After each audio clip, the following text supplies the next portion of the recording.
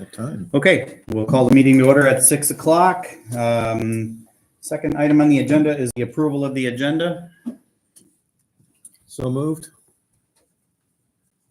Second. Second. All right, we have a motion by Bruce, second by Marcia to approve the agenda. Any discussion? Those in favor say aye. Aye. Opposed say no. Motion passes.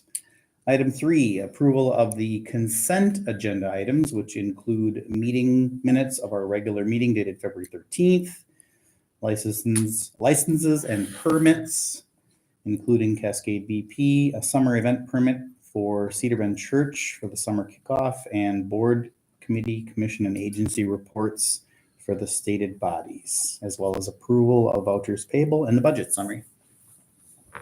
Any discussion on any of those items? Otherwise, I'll entertain a motion to approve the consent agenda. So moved. I'll second. Motion by Bruce, second by Arvid to approve the consent agenda. Any discussion? All in favor signify by saying aye. Aye. Aye. Opposed say no. Motion carries. Item 4, public input and ideas. Limit 5 minutes per speaker. Is anybody that wishes to speak?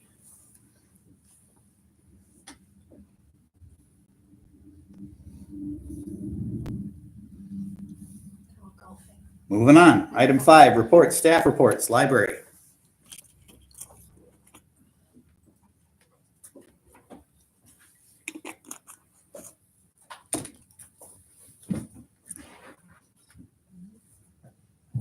Hello, everyone. Hi. So now that I've settled in, I've started doing some of those digging down jobs that I have to do. So I've been working on library policies for the library board to review. So we have more than 20 policies and they need to be reviewed every 3 years. So to get caught up, we'll be looking at a couple of policies every month for the next few months. I also spent time in February preparing a grant application for new STREAM kits, and STREAM stands for Science, Technology, Reading, Engineering, Art, and Math. And then IFLIS also submitted our annual report to the Wisconsin Department of Instruction. So that is all done. In February, we circulated 4,586 items. We had 115 computer uses. There were 1,437 ebook checkouts, and we had 23 new patrons. So we added 169 items to our collection this month, and we also resurrected the STREAM kits that we had already had. They had been taken out of circulation and were sitting in the youth services office. And by the number that have been checked out and utilized in the weeks that they've been available, they are very popular. So that's part of why we did the grant for STREAM kits, so that we can add some new, fresh things to those. For our events and activities, Storytime continues to be a draw for families with small children. It's fairly common that we're seeing 25 to 30 individuals for Storytime, and that count includes both adults and children. And more people came to the library for February Schools Out activities, and our winter reading program for adults continues. Both Get Lit and the WMPL book discussion were held in February. During the month, we also had 2 opportunities to do library outreach. Michelle, our youth services librarian, and I had a library information table at the early childhood days at the elementary school. So it was a lot of fun to see all the 3 and 4-year-olds coming in, meeting us. And we also participated in the wellness night at the intermediate school with the information table, and then Michelle also conducted a story time. So doing outreach is very important to us, and we have already seen benefits from that. We have some new people that are coming into the library after meeting us at these events. And a huge thank you to Justin from the village crew for installing the hardware for a gallery wall, which is located in the hallway between the adult and the children's area. And I already have 2 artists set up. The first artist will actually be putting their art up on Saturday. So next week, stop in and take a peek at that. The plan is to have their work on display for a month. And then I also plan on offering each artist the opportunity to do a meet and greet with the public And that will be their choice if they want to do that or not. So if you know of anyone who would be interested in displaying, have them get a hold of me. Any Sounds good. questions? Sounds good. No. Thank you very much, Ann. All right, next up, fire. Howdy, everybody. Sorry, Paul. Brad, I got a 2-hour report. so- Oh. Good. Fire away. No. We had 9 runs total. It was pretty quiet month. 7 in the village, 1 in the town of Farmington, 1 mutual aid in St. Clair County. And our run breakdown was 2 motor vehicle accidents, 1 structure fire, 4 medical assists, and 2 alarms. Our training in February was exposure control of HIPAA and all the preparations for the Fireman's Ball. That went over really, really good this year. Officer elections are held at the end of February. Joey Cutts is now the assistant chief. Craig McKenzie is a new captain, and Tanner Ochesky was elected to fill the 1-year position to fill Joey Cutts' position. We did upcoming training for March was we did grass and wildland fires stuff training. That was last night, so we're prepared. We do have a burning ban on along with Allied to cover the whole area. They got a lot of questions about why the burning ban is on, and that's, well, look outside. It's dry. Other than that, we sent out our yearly hangar inspection letter. So we'll be doing those during the month of April. And we completed the 2% dues paperwork and got that all done. And then we completed the FEMA grant, thanks to Devin and Tanya and the office, admin office. It was a challenge. They want to know everything about So, everybody. A team effort, huh? So, but it's in now, so hopefully it'd be a 95.5. So if we get selected this year, it'd be 95% of the $600,000 truck. So I think that's actually pretty good. So hopefully. We'll take the money and run like a thief. Yeah, so anyway, other than that, that's pretty much it. We're just finished up the FFP grant through the DNR. I just went up to Spooner and picked up 10 pails of foam. Foam is very expensive. It's like $150, $200 a pail, and we get it for like $60 if we go through the DNR. So I just went up and got 10 pails. We have a 10 pail limit, but sure saves us a lot of money doing that. Super. Appreciate Any you doing questions, that. guys? We're good. Okay, No. thanks. Thanks. Thanks, Paul. Thanks, Paul. All right, next up, building inspection and administration. Yeah, we had, actually kind of a big month for February. We had 3 new home permits with 2 finished basements. So that is extra tax revenue, or I should say, housing price for the tax purposes. So good growth there. Going into the administration report, I personally busy a lot dealing with multiple developers, working on some possible development in the village itself, ranging from single family homes to multi units. So we're really working on getting a cross section of different housing types within the community. Another thing I've been reaching out to is trying to find a way to better address the childcare situation in the community, working with what's the name of the chamber group we're called? Economic Vitality. Thank you. Working with them closely, we just had a kickoff meeting with that. Seeing how we can work together to really address these issues as a community that we have of finding a workforce, housing the workforce, and then finding proper childcare for the workforce. Because those 3 things kind of go together as you're trying to recruit and retain employees and residents. So we're taking I would say we're working really together on that. We have multiple organizations, the hospital, the school, and the chamber working together on that. So I'm hopeful that something can come from that. I've reached out to some of my previous people that have done things in communities that are business led, and how the business can help the daycare issue. So I'm really trying to figure out that issue for the community. And Carrie's getting ready for the election. That's coming up here in April. So there's a lot of time making sure everything is up to task with that. And then other than that, and just keeping the village running the best we can. Good.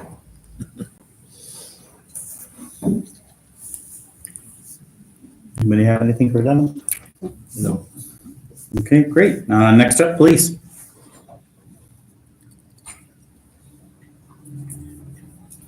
Hey, everybody. Hey. EJ. All right, February, we generated 199 calls for service. We completed 62 incident and traffic accident reports. OPD officers made 5 arrests and had 1 emergency hold on an individual. We initiated 13 traffic stops and issued 22 municipal citations. A couple of topics of note for February. We were able to utilize our Flock LPR camera system to identify a retail theft suspect. We were able to interview the person, and we followed up and charged them out with the theft. We gave a tour of the police department to a class of second graders who were interested, so that was always a fun time. We responded to a trespassing complaint on the railroad property where 2 individuals were suspected of cutting down communication wire on the track. Luckily, we were able to apprehend those individuals and arrest those people as well. Good. We also followed up with an additional complaint at the train depot that had been broken into. We're currently investigating that. We did receive our new squad car, so we're just waiting on some of the equipment we ordered, and we're hoping to get that deployed as soon as possible. Lastly, our community copy of the cop. We're looking to do that March 22nd, March 29th this month. It's Fridays, and it's going to be the last month we're doing it for this season until fall. So, Great. Any questions? Was that the first time that the Flock system had been used? No. You'd had opportunities to use it Oh yeah, prior to that? we use it quite regularly. For this particular incident, I don't think we would have been able to solve it without the Flock system. So Fantastic. try to note those when I can. So, That's great. yeah. Thank you. Thank you. Thank you. Okay, next up, Public Works.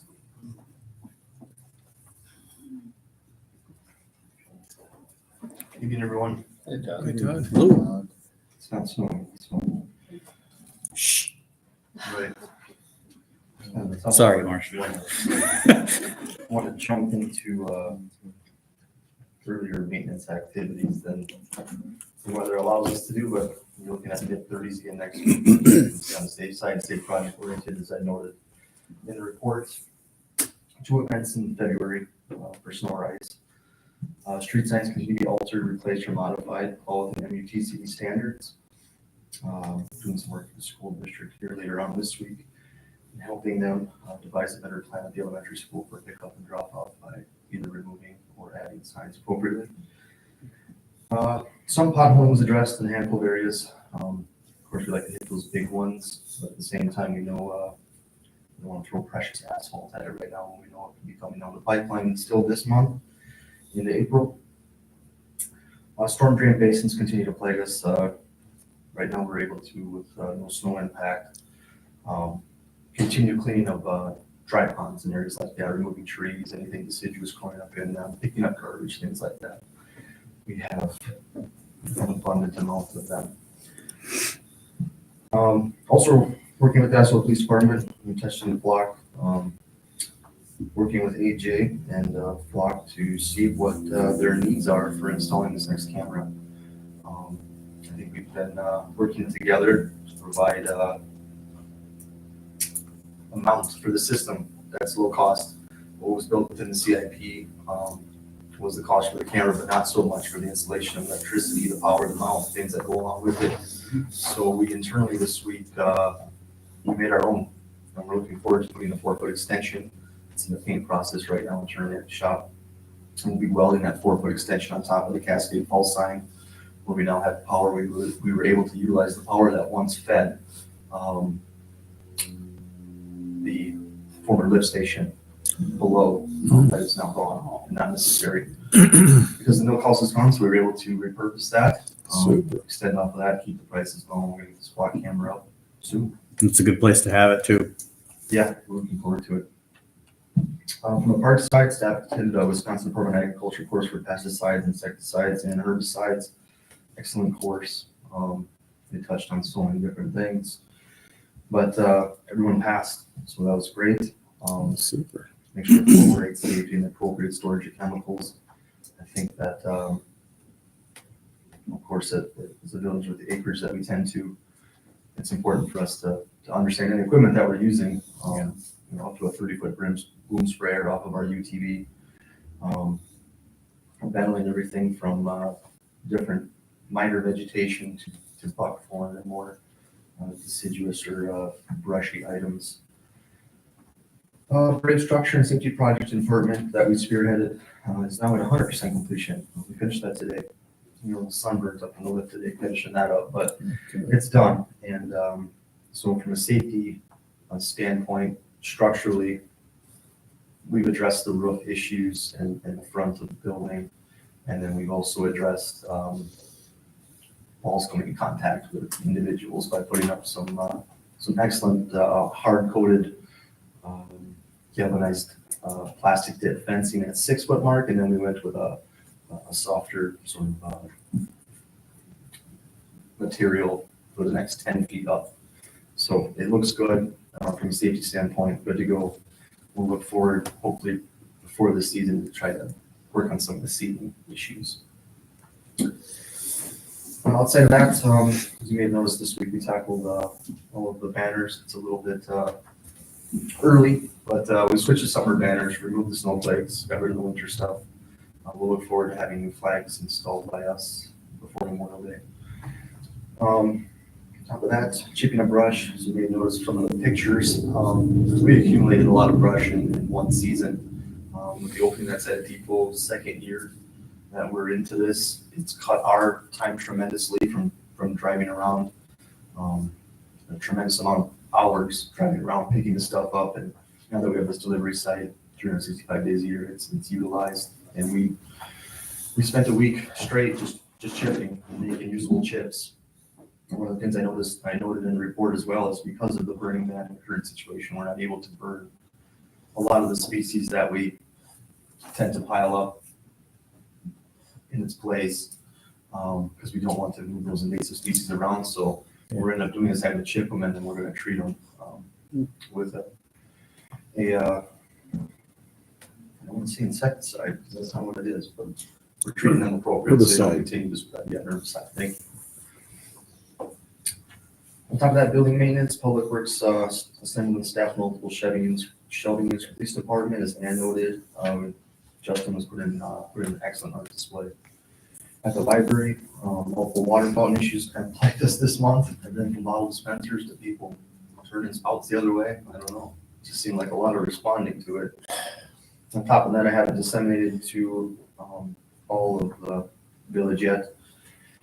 Internally, the Northwest Clean Sweep program is coming up. So as I mentioned, we went through 2 buildings, 2 sites, collecting any hazardous waste, appliances, things like that we look forward to recycling through the program on March 22nd. We always kind of compile a list, get it all together, figure out what it's going to cost us to have it recycled by the program, and then get that stuff out of here. So taking advantage of that as well. So despite the snow, we're able to capitalize on numerous different things. There you go. Any questions? Super. Yeah, does the village have a tree replacement program? Like, do you guys replace trees if they're dying, damaged? We currently don't have a program. I think we spoke briefly on the potential for a donation tree type memorial thing, but no, we don't. And that was one of the main reasons we went forward with that urban forestry grant, is to replace. Again, when it first started here, I noticed we were just taking out a ton of trees. And our next actual spearheading a project out on Oak Ridge Drive and between Marty's Way, we're going to take a couple of more very large, mature, old, but oak wilt and infected trees this week as well. So we don't currently have a program, and I think that's why it's potentially important for either the CIP or O&M to establish a potential budget annually for the replacement, because we can, on average, take probably at least 12 mature trees a year. So, yeah, one of the things we're running into now is with what transpired last year. So we were able to plant through the urban forestry grant 54 awesome trees, totaling about $7,500, minus the installation costs. But we went into a super dry year in 23. We had a lot of man hours into just watering and keeping them alive, and then also treating them with insecticides, because we just got hammered by 2 different species of bugs, to 2 different species of trees. And now we're coming into this winter the way we are, so we can be looking at even in order to keep these 54 alive. Even more time to try to keep them going. But I think it's important that, you mentioned about the potential for take a tree, replace a tree program, or at least knowing statistically, at least for the last 10 years, we take a minimum of a dozen trees a year, we can budget accordingly to replace them. Any other questions? Thank you. No. Thank you. Thank you. Okay, next up, utilities.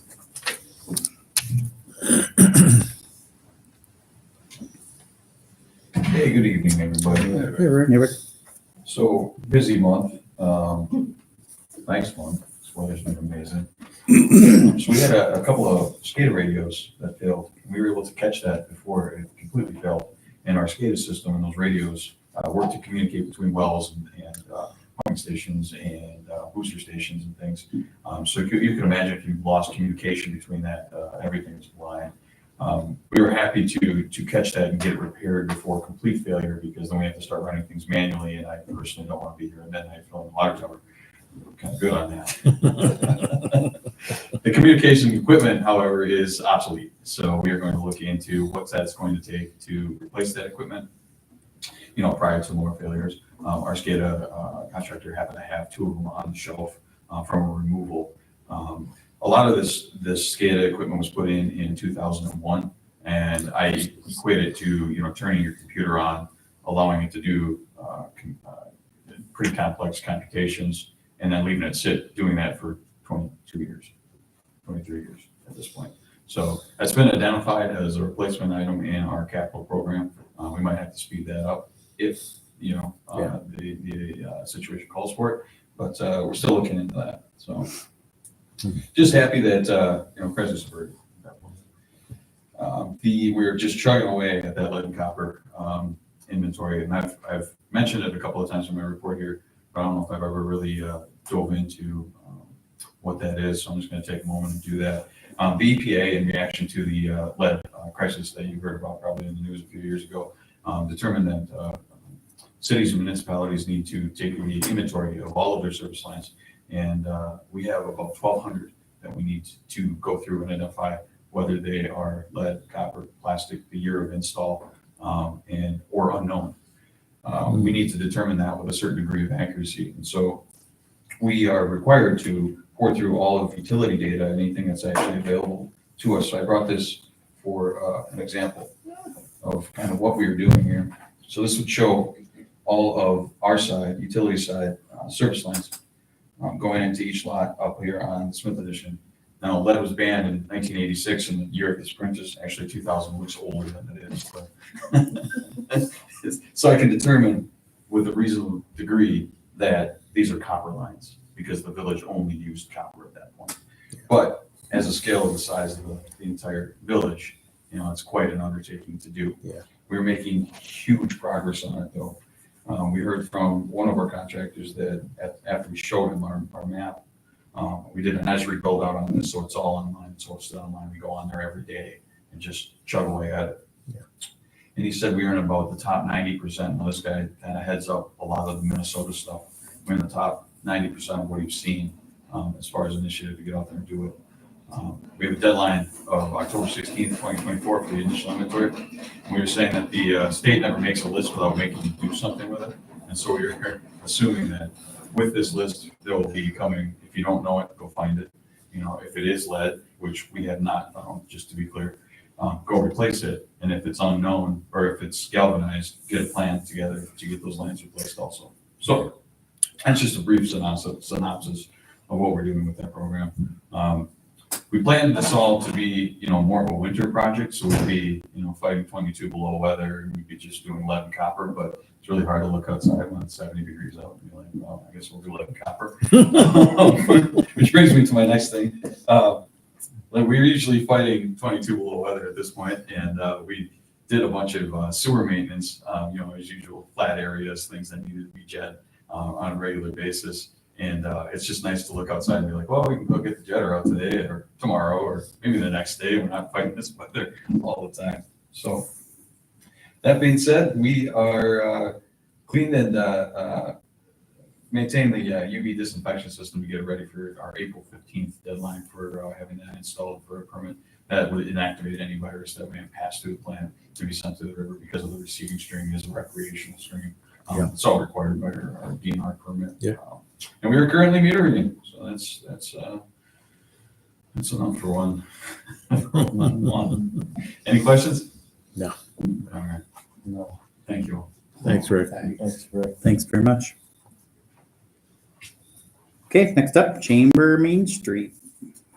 All right, I am going to apologize in advance because I have sinus infection. So the more I speak, the more clogged I get. I will try to keep it short and sweet. Okay. Our first B2B event will be held on March 14th, this Thursday, from 12 to 1 at Osceola Medical Center. This last month, our committees mainly focused on continuing action items from January, with the exception of our new committee that Devin alluded to, which is the Economic Vitality Committee. We have Ruth, we have Terry Howard from Polk County EDC, we have Devin, Aaron Mork, Becky Stiles, Neil, Kelly from OMC. We're really just trying to pull everyone from the community together and just work as one instead of different entities fighting against each other for the same thing. Other than that, the Parks and Trails Coalition is still in their winter mode, but as the weather warms, they will start to discuss their 2024 plans. The Grow Osceola members met with the Wild Violet crew to plan Cascade Street planter designs. They will be ordered this month, and then the planters will be cleaned and put in March, April to fill with the early spring flowers. Cool. From our Main Street director, who is currently at a conference in Lake Geneva, for February, we saw the closing of Caritas. We want to thank them for being an incredible community member, champion of downtown businesses. We also saw the return of the Cocoa Crawl. New this year, we invited Polaris Osceola. They brought down an RZR and a snowmobile. They parked them in Cutler Law Office, and that just went fantastic. We had quite a bit of turnout at that little booth. I think Polaris was happy, Main Street was happy. I think the businesses downtown were pretty happy with it, just as a draw to get people downtown and into their shops. We are going to continue to find ways to highlight things that are uniquely Osceolan in events in the future. Main Street also held a day-and-a-half workshop titled Destination Creation. This workshop was brought at no cost and is a benefit of being a Wisconsin Main Street community. One thing that was not in there that I just thought of and want to mention because of the person I'm looking at, Osceola Skate Park is just shy of 75% way funded, so let's keep that going. The bid update, I don't have it in front of me, but we did submit the annual report for that. A couple of the projects that were on that was the Cascade Falls sign above the falls, as well as the lights downtown. It wasn't on this document, it was attached. So Oh, gotcha. I see the worried look. And then from myself, our board president, Jesse, our vice board president, and the director of the Open Cupboard, Chrissy, as well as the director of Family Friendly Workplaces, one of our new chamber board members, and a village board member, Neil, spent February 21st at our Capitol in Madison for St. Croix Valley Legislative Days. We advocated for key regional issues, including housing, workforce recruitment, retention, childcare, tourism, and broadband with other representatives from our region. We have been working with the rest of the St. Croix Valley Legislative Days crew since January to accomplish what we did in February. Wow. Amazing. Any questions? All right, thank you. Thanks. Thank you so much. Now I'm done talking and you found it, Emma. It's okay, I don't want to come. All right, that completes items under 5 reports. We're going to move to agenda item number 6, other business. Discussion and possible action regarding a contract police agreement with St. Croix Falls. I want to invite AJ up here as he can answer some questions you might ask. Recently, I've been working with St. Croix to figure out how we can better serve our community in terms of times when we do not have an officer on staff. We ran into some issues lately where, due to our staffing levels and vacations and retirements, that we have not always had an officer available. What that means then is that the county will come down and field the call. With that, it presents an issue in terms of they do not write municipal tickets. My understanding is that they will not write municipal tickets, correct? No, nor will they often respond to any kind of municipal call, non-emergency call. So one of the reasons why we want to do this is to make sure we still have that availability to do that. Also a much faster response time with St. Croix than it would be with the county. So the idea of this would be that if we have an open shift, they would be called down here to the call, and then they would bill us for the services that they provided. It would not be a car floating around 12 hours a day in the community. It would be as needed basis for the services that they will provide. There is a rate that they charge us. It's going to be fringe benefits, a wage plus fringe, and then basically a $4 charge with kind of a wear and tear charge really on the vehicles and the equipment. Yeah. So if it's really something that needs to be done in order to provide the services that our community expects from the police department. Yeah. Anything you want to add? No, I spoke with Chief Murphy about it, and he's got more adequate staffing than we do currently. He's not opposed to looking into the idea of sending a dedicated car to patrol Osceola. However, I think that this is an excellent opportunity to continue to provide 24-hour coverage for the village while we figure out some alternatives as far as Osceola's force itself.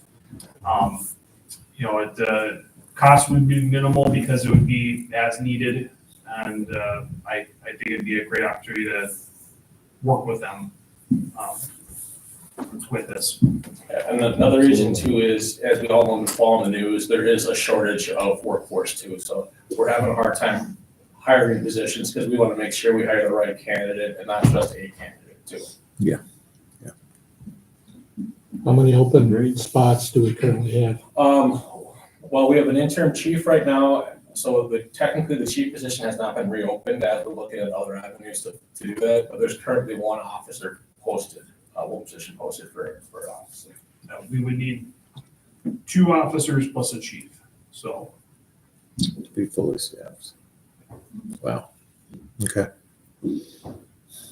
I'm supportive, I think, of the idea. I think it makes a lot of sense, particularly as we look long-term at our budget environment, to be thinking about how we try to effectively provide the services that the community expects. And so I am generally supportive of the contract and the idea. I think the thing that militates against it for me has much less to do with the substance of it and more with, I think, kind of the frustration I have when things come to us with what I regard as easily catchable errors or corrections are issued after the board book is published. I think that particularly on a contract and particularly on something like this, it deserves time and attention and a fulsome review, not a contract that has blanks in it, not a contract that has typos in it, not a contract that is emailed after the board book is published and thus means that the public has not seen the version that we're being asked to approve tonight because it was emailed to us the day of the meeting.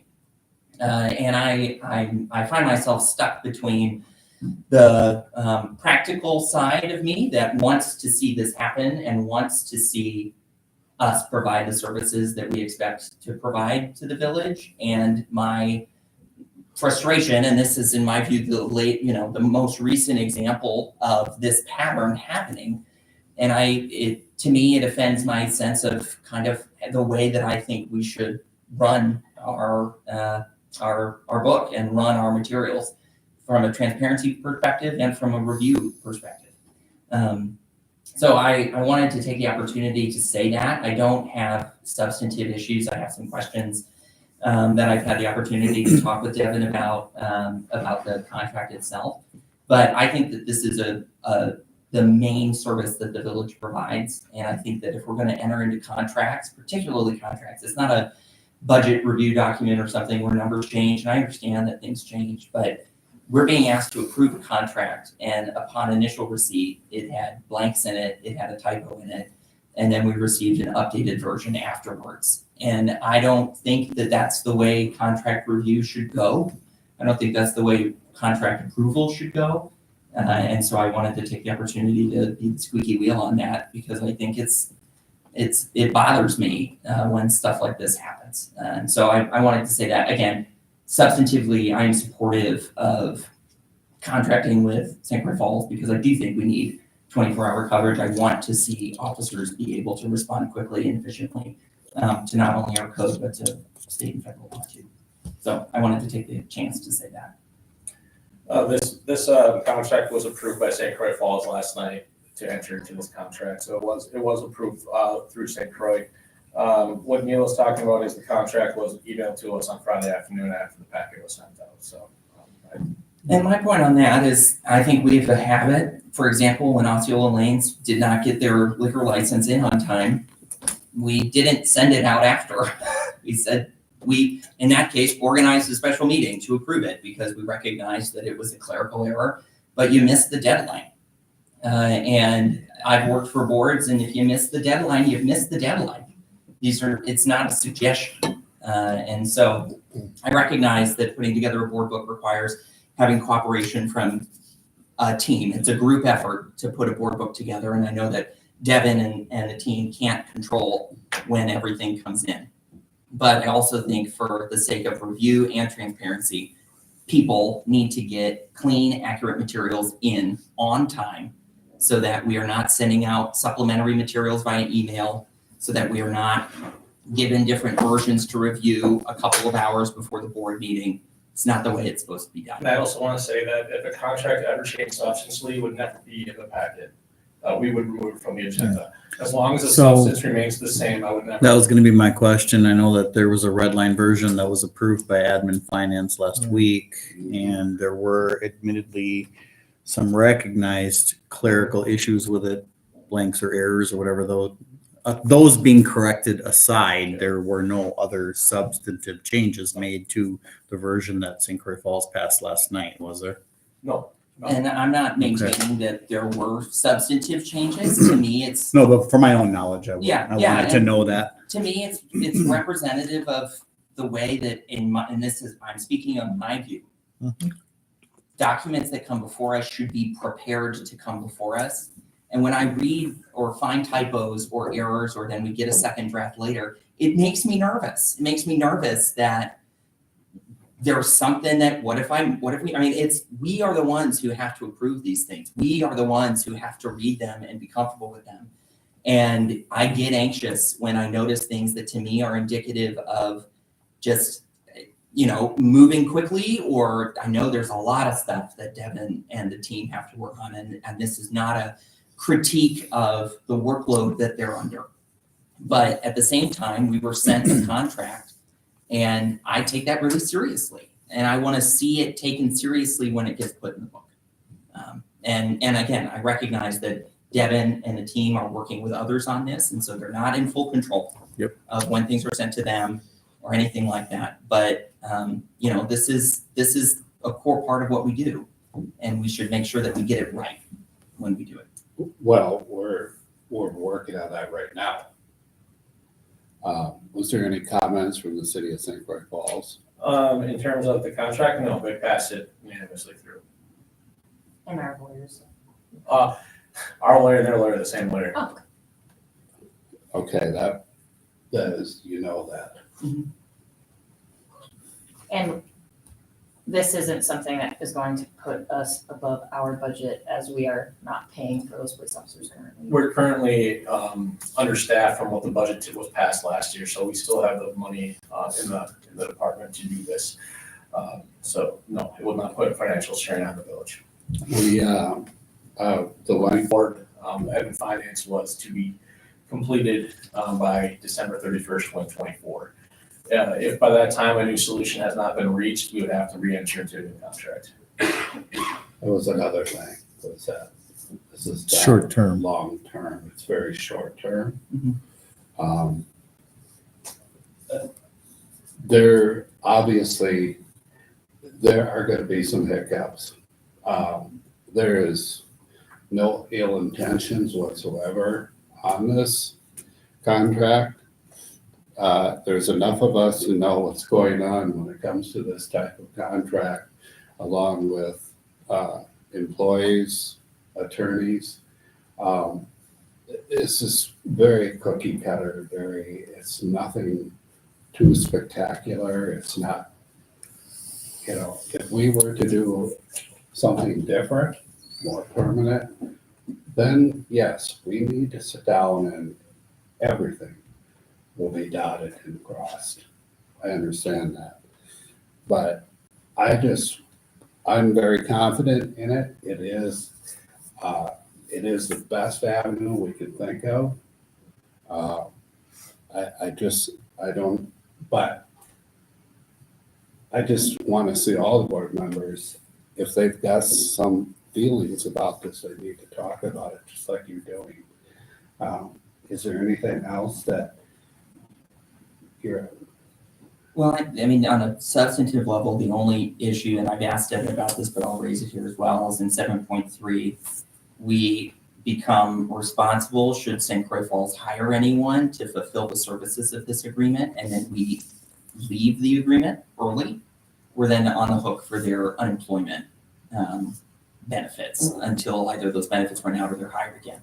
I understand the reasoning for that, but also it does mean that we're putting that, it's up to St. Croix Falls if they're gonna hire somebody. We don't have a say in that. And so I think it is important to note that we're putting ourselves in the position where that could theoretically happen, particularly if it takes time for a longer term solution to be realized. Mhm. And St. Croix Falls does decide that they want to have a car, we do move in that direction.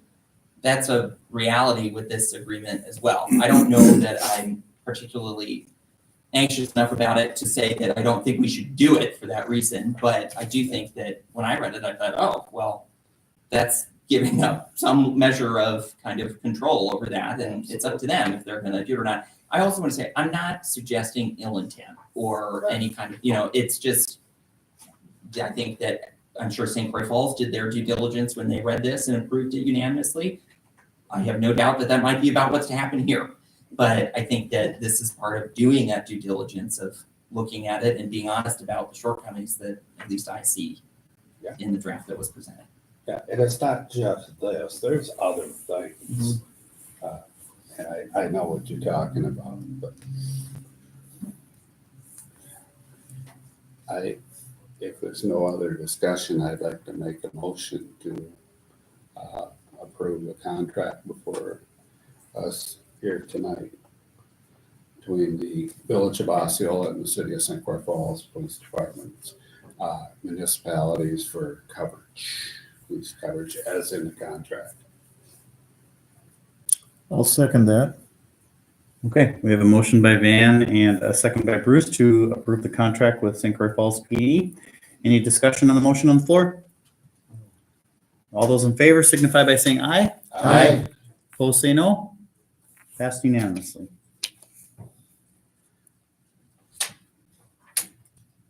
All right, item 6. Thank you, everybody. Yeah, thank you, Adrian. Thank you. Item 6B, voice over IP phone system. We have, as a admin staff, has been talking for a few months about the possibility of switching over to the voice over internet phone. As we all know, we've had phone issues within the community for many years.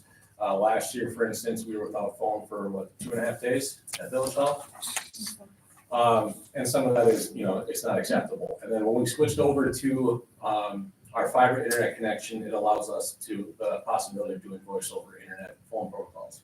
This would also allow the ability for people who might have long-term illness to work remotely if the need arises, and still be able to take phone calls and field phone calls from their own number.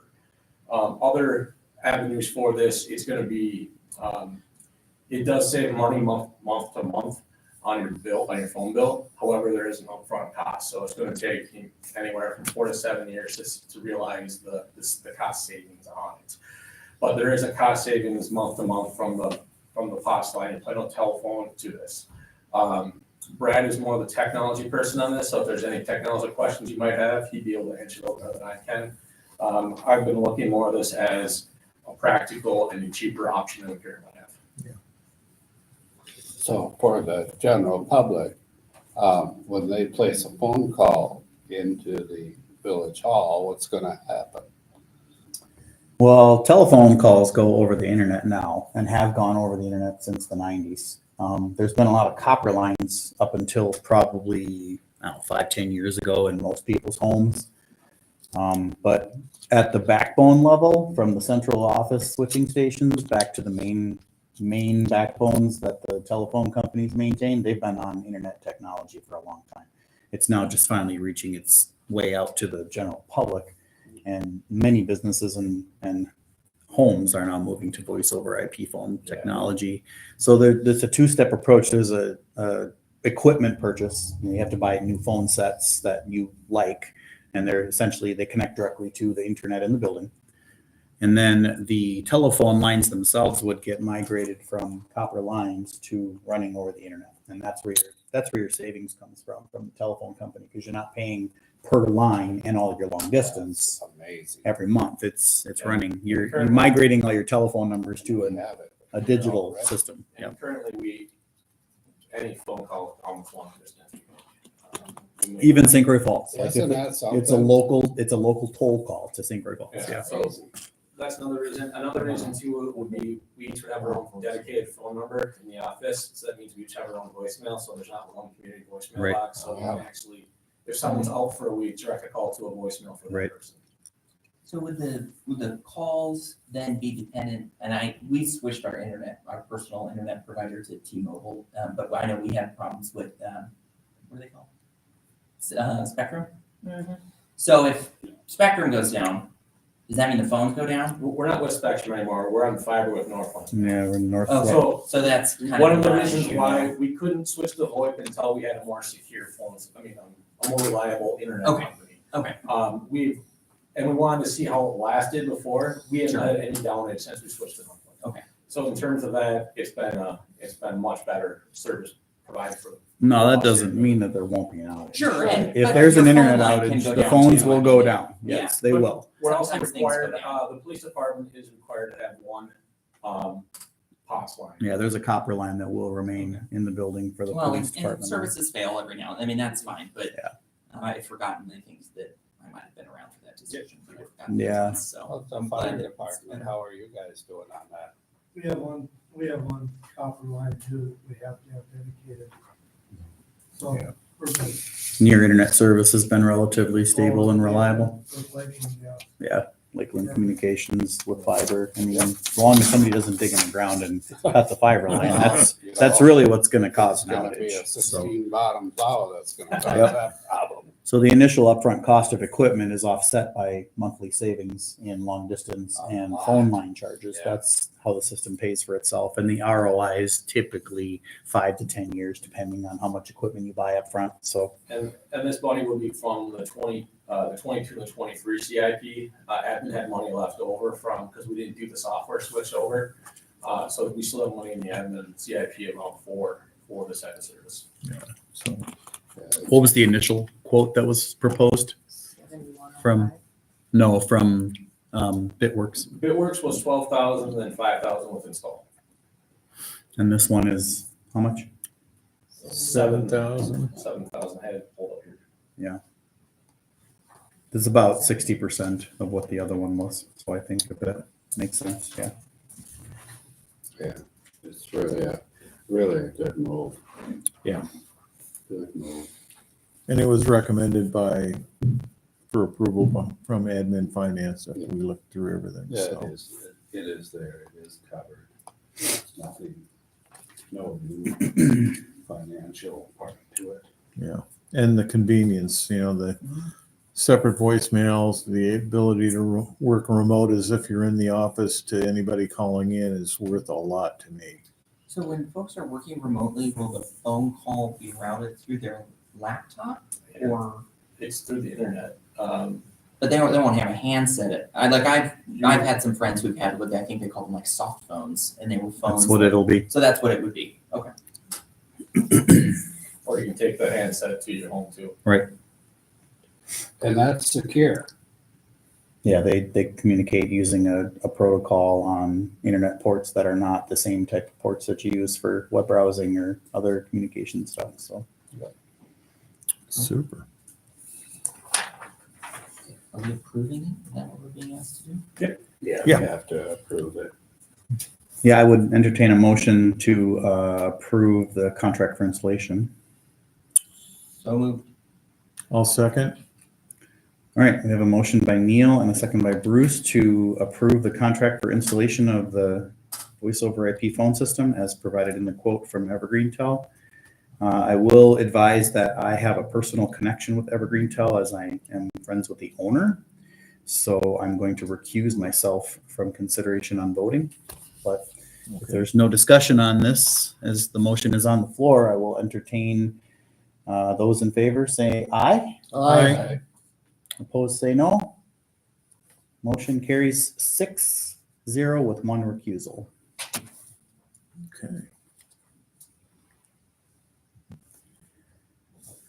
Okay, next item, 6C, ordinance 24-01 to amend multiple chapters, repeal chapter A222 and create a fee schedule. I believe this is second Yeah, this reading. was, we had this in front of you last month.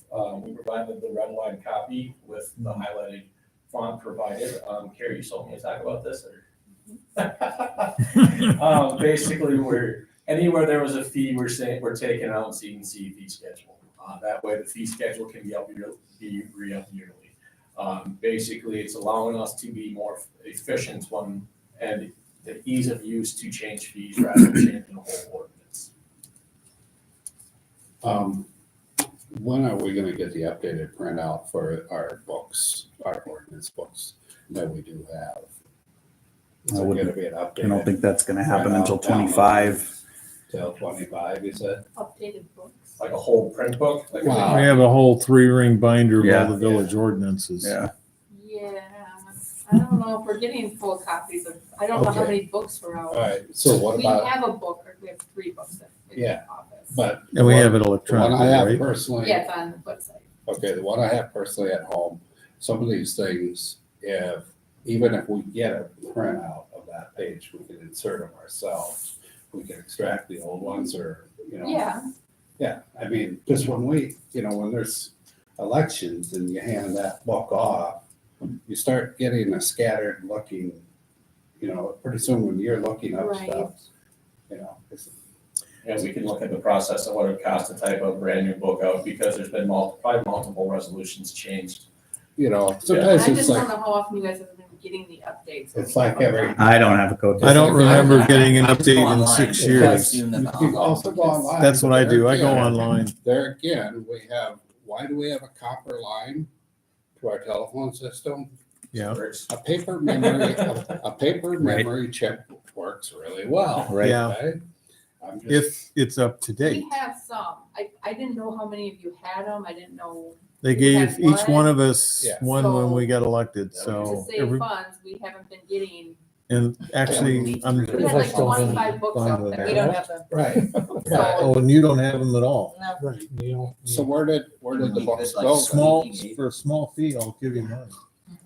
Is this something, I'd I don't be- know. Some of them. I'd be If you willing to want a bet copy, that- We could see what We it had was. some miscellaneous ones. Yeah. Yeah, I'd be willing to bet that Bruce and Van are the only 2 board members that probably possess a book like that. I Yeah. don't think that So- Bill, Neil, myself, I don't- Arvid, never got Marcia, one we don't either. have them. Well, don't I feel special? Very. Maybe I That one's Well, outdated. you know. Yeah. Give him the book, keep him busy. I think to Van's point, I think he's just looking to make sure that we do maintain at least one hard Yes. copy somewhere. Something. We Yeah. do, Yeah. yes, we do. Okay, good. We have, The we have to. satellites I come know down. it costs- We need a backup. I know it costs What's a that? fortune. Satellites. And Yeah, we yeah. have been making sure our website's up to date as it's. Well, the website, I've used that too, so it's no big Yeah. deal, but I do have the hard copy. I do look Right. I'll bring it to you. I'll give it to you. at it. Trust me. There was one thing that I wanted to raise, and Devin, I know I asked you about it this morning, but I think you were going to get into it. On chapter 59, my understanding, this is relating to board compensation, that we had kind of had a discussion at our last meeting about adding language in specifying the timeline for any increases and when those increases would take effect. And so I had anticipated seeing that language in this draft, but I don't know if maybe there was a decision taken to do that later, or if I felt that now felt like a very reasonable time to kind of include that language in here. You scared us. Well, that one doesn't before. pertain to the The fee schedule though, so it wouldn't be covered under this Yeah. resolution. We talked about- I we talked about that. Yeah, and I was gonna, my recommendation was to do it on a separate resolution. Yeah. Not with a bunch. With that being said, usually, maybe one of the things where it would not be impacted until the next election cycle, so it always lags behind, so the current ones are not giving themselves. A raise. Yeah, okay. So if it's something that we wanna make sure that's stated, I would recommend that we do that at a future meeting on a separate resolution that's not tied to the fee schedule. Yeah, and the resolution that we would create to fix chapter 59 is that line cross out that you see is due to an observed error that we pointed out, like, And I can't find it. yeah, I I mean, just wanna get the. Yeah, so, we'll make sure that we have it. that was correcting a clerical Do error. we need a motion to ask for that, or is this enough? We can get it next month on the. Direction. on the board, yep. Okay, Yeah, great. But I thought you didn't want to get any pay. Hey, Remember I that? was talking about solving a budget issue, and if you're gonna pay me, you're gonna pay me accurately. There you go. There you go. Those are the two Yeah, it needs rules to I be stated have. the correct amount that. Yes, and that's that's been all. paid, so Well, we're make just sure gonna leave it that's blank. updated. What? A blank check from we you can guys? know. No, we're just gonna leave it blank, the amount. To the fee schedule, I will entertain a motion for resolution 24-01, ordinance. for ordinance 24-01. Yeah. So moved. And I'll second. All right, we have a motion by Arvid and a second by Bruce to adopt ordinance number 24-01. Any discussion? All right, we'll take a roll call vote on this. Marcia? Aye. Arvid? Aye. Bruce? Aye. Myself, aye. Van? Yes, Bill? Aye. Neil? Aye. Motion carries 7-0. Okay, next item. 6D, resolution 24-03.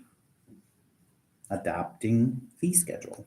This is the fee schedule that we looked at with no changes other than the updated building fees that were presented to us by Ben, who is our village building inspector. Costs. Basically means his costs are going up. Costs are going up, so he's passing them down. yeah, it's been a while. Yeah. And I think it was observed during the admin finance meeting that the cost to get a single family home inspected around here is actually For a long time. lower than most areas around us. Yeah. So He hasn't adjusted. even his after his prices adjusted fees, 2018. since we had 2018, to so. it's I just love the jukebox, $2 per year. Gotta keep that in there. Until there's a resolution to remove it. Yeah. I will make a motion to adopt resolution 24-03. Fee schedule. all right. We have a motion by Van. Is there a second? I'll second. Okay, motion by Van, second by Bruce to adopt resolution 24-03. Any discussion? All those in favor signify by saying aye. Aye. Opposed, say no. Motion carries. Okay, I do not believe we have any representatives of the community fair here tonight, so item 6E was placed on the agenda as a courtesy to them in case they had any information that they needed to share, but They are not present, so I can give you a quick update of what's going on there. In terms of the village, we're looking at getting a survey of the borders for that Oki Park. That's not just for this project. We also have many questions from the cemetery, as there's a possibility of the left field wall, the baseball field, could be on cemetery property. So we as a village need to do our due diligence to make sure that, our items are there. And we're also asking that the community fair building also make sure they abide by all proper setbacks like everyone else would have to do. And that building is really close to the property line as is. So they were supposed to survey the lines today. I'll make sure that, I need to double check to make sure that happens, because they were out surveying for Cinnamon Drive today for that future project. Ooh, good. So we'll see if there is that, but we are looking to making sure that, because it is going to be on village land, we want to make sure that we're abiding by all of our own village codes. yeah, as I understand it, the Fair Board organization has approved the plat, and the layout is very similar to the existing layout, with the exception that they're tucking the building farther away from the cemetery line and need be. Yeah, they're moving it just a little bit so that it provides a little bit more easement. So Because we're at 10 feet to setback, we want to make sure there's some proper access. more to follow for that with Plan Commission next month, I think. So they'll have building plans to present once the state approves them, because it is a 501c3 organization, so they have to have their plans approved by the state. Otherwise, that's all. Item 7, future agenda items and updates. Neil? Bill? Dan, anything? Yeah, just, being we're getting close on the skate park here. What is our thoughts? I'm hoping that in the future we can talk about, the yellow house and the carriage house. You stole my thunder. We need to talk about that. That's what I'd like to see. Just picking your brain. Carrie, do you want to make a note? Maybe we can put that as a discussion item for April. And I know somebody you can talk to. Okay. My recollection of the past, just a quick summary, was that there was going to be potential offer. Yeah. To sell it. Yeah. For So, $1. right, So and we need to, just make Sell that clear and. to anybody who will remove it. Yeah, that's the hook. Yeah. Both, But we can You talk have it about for a that. buck if you take We'll it. talk both about that buildings in April. separately or whatever, but, we need to make it move that way. Yep. That's it for me. Nothing for me. Nothing, Arvid? Nothing. Oh, Marcia? Same. That was what I was going to bring up, because there's a reality that it could be built this year. Yeah. And I think that would be amazingly timed for the 100th year of the fair. So real action on that would be Yeah, great. yeah, things could move quickly depending on, Our builder says finances they will and- start it in June at 150,000. and you're pretty much there, right? Or so Oh, yeah, okay, definitely on the April agenda. Yeah, definitely on the April I agenda. said this at past meetings that I'm Yeah. gonna have that money. That's great. And you're gonna spend it. Yeah. You're not holding on to it. Reminder for the CIP workshop next Monday, 6 o'clock.